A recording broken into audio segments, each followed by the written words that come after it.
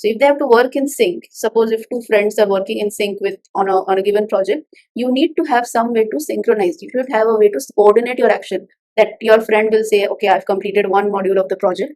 How about you? The other friend is going to say, hey, I've completed the second module. I'm going to start with the next one.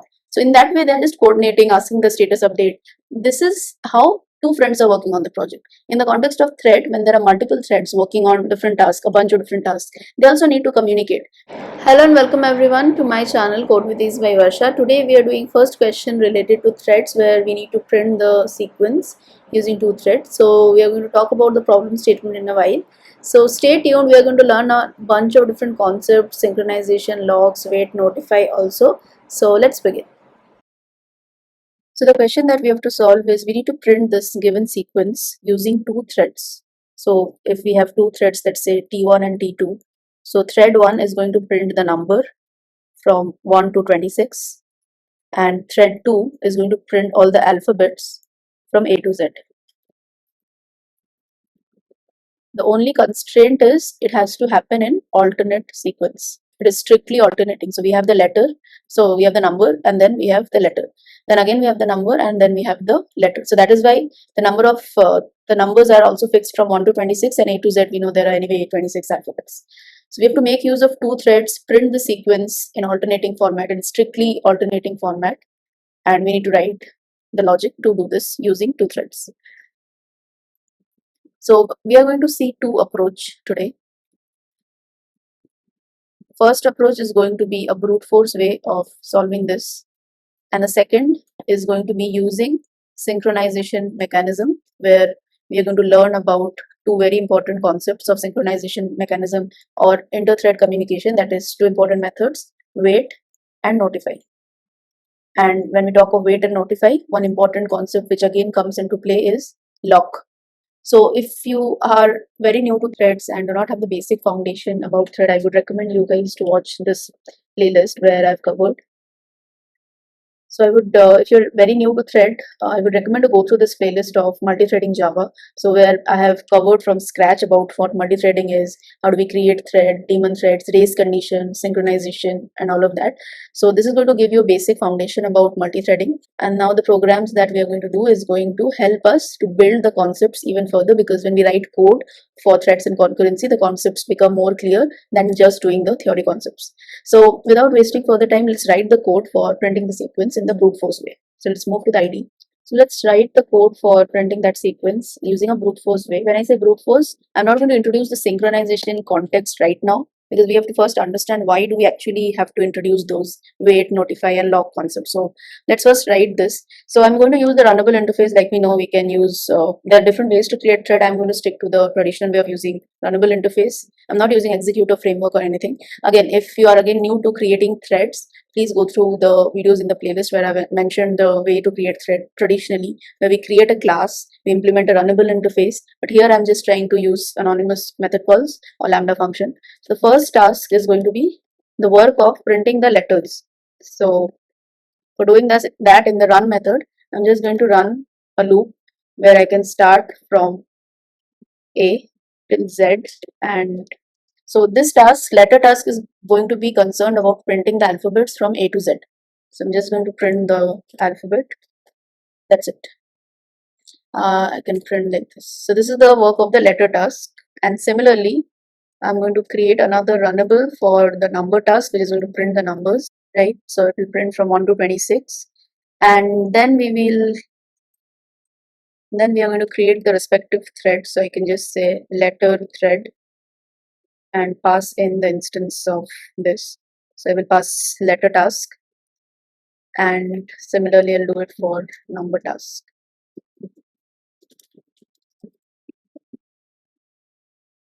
After that, it's simple. So like I said, T1 and T2. So you can think letter thread as T1, number thread as T2. We're just going to start the threads. And don't think that just by starting one by one will mean that the letter thread is going to run first, followed by the number thread. It is not going to be automatically alternating sequence. And also we have to call the join method, because the main thread is a loop. The main thread should not exit before all the characters or the numbers are completed. So it has to wait till they finish. So we'll call the join method. So it will wait for the letter thread to complete. The main thread is also going to wait for the number thread to complete. And these throw the exception, so I have to add a catch clause. Right. So now we are done with this. So let's try to print this. Okay, one small thing is if we had not written like this, another way is we can replace this with a lambda. So it will look something like this. Right. So I can give a bit of space. Okay, so as we can see, we have not added any kind of a mechanism that it will print alternate. So this was just a basic functionality to show that we are able to print the letters and the numbers. Now, if you want to do it alternating sequence, what is the first thought that it can come? What is the sequence? We have to print 1, then we have to print A, then we have to print 2, and then we have to print B. So why not do like the letter task will print A and then it will wait for some time, or it will delay the execution for some time. So let's say we'll make use of sleep and we want to make it sleep for 2 seconds. Controls that with the try catch. Similarly, I can make this, I will add sleep over here. So sleep is going to delay the execution of each thread for a certain amount of interval. The reason behind doing this is if you try to introduce sleep, it will wait for some time. So letter task will print and it will wait for 2 seconds. While it is waiting, the assumption is number task will print the number, again it will wait. While it is waiting, the letter task will again would have finished, would have already completed the sleep, and then it would print the alphabet and so on. So in that way, we can try to introduce some delay mechanism and help the program run the help the threads run the sequence in alternate fashion. Let's see if that happens. So we got A1, 2, B. Yeah, it's going great. D4, E5, 6, F. So it started with the letter because started the letter thread first. I9. So as we can see, the numbers are going alternately, but there is a small issue. If you see A and 1, but then after that 2 got printed, it should have been B and 2, right? So although it is partially alternating, but not exactly alternating like we want, we are not able to get the strictly alternating form. Why we are not able to get that sequence? The reason being, if you are putting this thread to sleep for 2 seconds, and there is no guarantee that after it will wake up, the letter thread would only have printed one letter. It is sleeping for 2 seconds. And it might happen while the thread number task is sleeping for 2 seconds, this alphabet or the letter thread would have already printed 2 letters. And the same is like vice versa. If the letter task is sleeping for 2 seconds, the number task would have already printed twice or thrice. We never know because it depends on when the thread gets the CPU scheduler. Okay. So that is what is context switching and all of that I've already covered in the previous videos. So the point over here is sleep is not the suggested way to do strictly alternating sequence. So that is clear. So now we have to think of some way to make sure that it is strictly alternating sequence, and that is the reason we'll define the wait and the notify methods. So before we try to use wait and notify to print the actual sequence like we need, let's understand the theoretical concepts about wait and notify. Why do we need to use? I'll keep it brief. So wait, the purpose of this is causes the current thread to pause the execution and release the associated monitor. Monitor is nothing but the lock which it is holding. So I'll also talk about how can wait and notify help us in print the sequence, and then we'll write the code for that. So it causes the current thread to pause the execution and release the lock until another thread comes and invokes the notify on the same object. So the keywords that I'm highlighting, these are important. Causes the current thread to pause the execution and release the lock. So why do we need this? This is needed because we want to do synchronization or inter-thread communication. The T1 and T2, they need to synchronize. So they need to work in sync with each other. So if they have to work in sync, suppose if two friends are working in sync with on a given project, you need to have some way to synchronize. You should have a way to coordinate your action. That your friend will say, okay, I've completed one module of the project. How about you? The other friend is going to say, hey, I've completed the second module. I'm going to start with the next one. So in that way, they're just coordinating, asking the status update. This is how two friends are working on the project. In the context of thread, when there are multiple threads working on different tasks, a bunch of different tasks, they also need to communicate, give the status update. Hey, I am done. Other thread will say, hey, I'm not done. Please wait. Something like that. So these kind of thing, if we have to incorporate in code using threads, how can we do that? Wait and notify are the methods that we have to use. Now, why this is needed for our sequence printing, I'll come to that. Now let's cover about notify and notify all method. So why do we need it? Like we said, wait will cause the thread to pause. It will release the lock, but it will wait for another thread to come and notify. So same, like your friend, you have completed a task, but you're waiting for your friend to tell you that, hey, I'm done with my module, let's integrate it. So until you integrate your module 1 and 2, you're going to wait. So similarly, you want your friend to come and notify you. So this thread will also want another thread to come and notify. So that is why we use notify to wake up or notify a single thread. Or if you want to notify all the threads, suppose you're working on a group project, 4-5 people are there. So you need to notify all the group members of the threads. So they're woken up and now they're waiting. So all the threads who were waiting on the same object, only those will be called or notified. Why do we need this signaling of threads? Like we said, we need inter-thread communication to happen. So it is a way to signal the thread that some condition has changed. Now the condition can be anything. Again, in the case of your project, that until a certain module has been covered or finished, I'm not going to start the integration. So something like that. So this helps to resume the execution of waiting threads. So if T1 has been waiting for T2, once T2 notifies that, hey, I'm done, T1 can resume the work, what it was doing, because it was not able to proceed further. So this is the whole simple fundamental context that you need to understand for wait and notify. Now, how does this help us in printing the sequence? Let's find it out. So like we were trying to print the sequence A1, B2, C3, D4 and so on.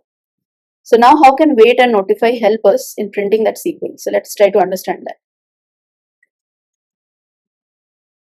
See, your letter task, so your letter task is supposed to print all the alphabets. Your number task is supposed to print all the numbers. So again, imagine like your two friends. So you are printing the letters and your friend is printing the numbers. So I will print the letter A. We were using sleep. Now you might question, we were also doing the same thing. We were also waiting for some time. But there was no way to signal that, hey, I have done the printing of the number. Was there any way? It was just a simple sleep. So you slept and you woke up after 2 seconds or 2 hours. But you don't know that your friend has already completed so much of work which you were not expecting him to complete in that 2 hours. He has done maybe way beyond his expectation. So in this case, the letter thread slept and this number thread would have printed more numbers. So there should be a way to synchronize that I have printed number 1. So I am done. Now you print. So A will first print. It will tell number you print. I have printed 1. Now number will print. I am done. You print. So I will print B. Again B is printed. B will tell, hey, I am done. Now you print 2. So again 2 is printed. This will tell, okay, I'm done. You print C. So how is this happening? So A is printed, then 1 is printed, B is printed, then 2 is printed. So they are notifying or signaling each other about the completion of their task. So because of this reason, we are able to print the strictly alternating sequence because we are able to notify them. So we understood that we have used the notify method. What about the wait method and the condition that we were talking of? So when the letter thread is printing, it will check that is it my turn. We'll use some kind of flag, boolean flag or something. So letter thread will check, is it my turn to print? Yes, it is. If it is, it will print A. Then it will tell notify number. So number will also print, which is great. But if it is not my turn, what will letter thread do? It will wait. So that is why we talked about that point where it has to wait until a condition is done. So when it waits, the number thread has printed 1. So apart from notifying the other thread, it also has to set the flag to its appropriate value. What is that value? That value is going to be, hey, letter will say that if I have to print the letter, something like a boolean variable we can use, is the value of print letter true? If print letter is true, then I will print it. So what we will do, we will invert it. If print letter is not true, the letter thread has to wait. Correct? Now, once the number thread has finished, what it should do is, apart from notifying the letter thread, it should also set that, hey, print letter, the flag, you are now set to true. So now when you are set to true, true's invert is false. So it will now come out of the wait state and print the letter. It will print the letter. Again, once the printing of the letter is done, this flag print letter should be false. Because now it is the turn of the number thread to print. So number thread will also check, is my turn? So is my turn there or not? So my turn is basically the value of this. If print letter is false, so only then the number thread should print. If print letter is true, then the letter thread should print. Simple. And how they are notifying? They are using the notify method. Finally, we'll come to the concept of locks. What did we mean when we talk about acquiring a lock or holding the monitor and all of that? So wait and notify always work on the concept of lock. So you can again imagine it with a very real life scenario. Suppose you are a friend, person A and person B, 2 people. They're working on a certain certain task, a drawing, let's say, and you guys are supposed to print, or sorry, supposed to draw different aspects or different components of that drawing. So there is only single pencil to use. So this pencil is a lock. So it is not important to just signal and do the work, because if A and B are having two different pencils, A will continue the work using his pencil, B will continue the work using her pencil. So then that entire purpose of this is defeated. So that is why we use a lock. Lock is like while A is doing the work, B will not be able to do the work. It will not be able to do the work because, not because of this condition only. It will not be able to do the work because it doesn't have the lock itself. It needs to acquire the lock, or it needs to acquire that pencil. Only when they acquire the pencil, B will draw the objects which B has to draw. Similarly, when A will acquire the pencil, A will draw the components which A has to draw. But when B is holding the pencil, very obviously, A will not be able to print the components or draw the components which he has to. So that is the concept which we are going to use over here. That, so apart from the fact that we are checking using this condition, we also have to have a mechanism where we acquire the lock and we don't release that lock until we are done with the work. So wait has this interesting thing of releasing the lock, because it makes sense theoretically. Also, you think in practical scenario, when I am drawing, A is drawing, after A is done, A should release the pencil. No, if it doesn't release the pencil, B will not be able to draw. So while A is waiting, B has to draw, and for B to draw, she needs the pencil. How will she need the pencil? I mean, how will she make use of the pencil until A releases the pencil? So that is the whole concept. So now let's write the code for this. So now let's try to modify this code so that we can incorporate the wait and notify. So for doing that, we need a couple of things. Firstly, we talked about using a flag. So we'll use a flag, a Boolean flag. We'll call it like print letter. We'll set this to initially true. Apart from that, we would also need a lock. So that belongs to the object class, the superclass of all the object of all the classes. So we'll call it a lock only. You can call it whatever you want. So now we have a lock. We'll also have to make this private static. Great. So we have the lock with us. So what we have to do, we'll remove the sleep. Now here, a couple of things we have to understand and then do it. Firstly, whenever we work with wait and notify, it has to be enclosed within synchronized context. When we talk of synchronized context of acquiring the lock, how do we do this? We try to use like this. First, we have to acquire the lock before printing this, right? So we first try to acquire the lock. So what we'll do, we'll acquire the lock on the lock object that we have already defined before. So that is done. So that we have done. Now within this, what all we need to do? As we said, we need to check for a certain condition. Okay, you have acquired the lock, but we also have to check if it is my turn. So print letter will check if it is the turn or not. If it is not the turn, then what did we say? We have to use wait. So to do that, we have to use lock.wait. Okay, now again, this has to be within our try catch. So we can remove this. So this has to be lock.wait. Now, what if this condition turns out to be true, that it is now the turn of the letter? So in that case, what it should do is, now it should print. So we'll just say print the character. Not only that, it needs to also do a couple of things. It has to set this flag to false, because now any other thread should not be printing the letter. So that is why we have to give meaningful names. So print letter is false. Then what it will do, the threads which are waiting on the same object, that was the language. So threads waiting on the same object, lock.notice. So whoever is waiting on the lock object will be notified. Whoever was waiting on that pencil object will be notified. So this is the work of the letter task now. So it will first hold the lock, check for the condition. Condition not satisfied, it will wait. Condition satisfied, it will do the work. Make sure that the flag is reset to whatever the inversion of that, and notify the other thread. Similarly, we have to do the same thing for the number task as well. Just do that quickly. Yeah, so over here I've just used the inversion of the logic. So if print letter is true, it should wait, because it will only print the numbers. Then it will print the numbers. Now here print letter should be set to true, and then the log.notify, and everything else will remain the same. Now let's try to run the code for this.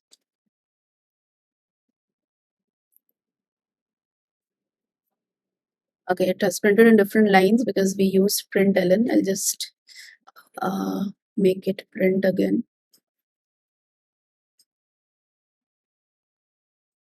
right? So now do we get the sequence? Yes. Everything is in strictly alternating format because there is no chance of any thread printing the letter or the number twice. So this is how we can use wait and notify in a proper synchronized way using the condition and everything so that we can print this kind of sequence. A small task which is similar to this is you can try this: print odd and even numbers alternately using two threads. Very similar logic, but you just have to write the logic for odd and even checking and then print it out. So you can make use of this. The code will be available in the description already. So you guys can try it out and you can call it odd even printer. So that's all for this video. Thank you so much for watching.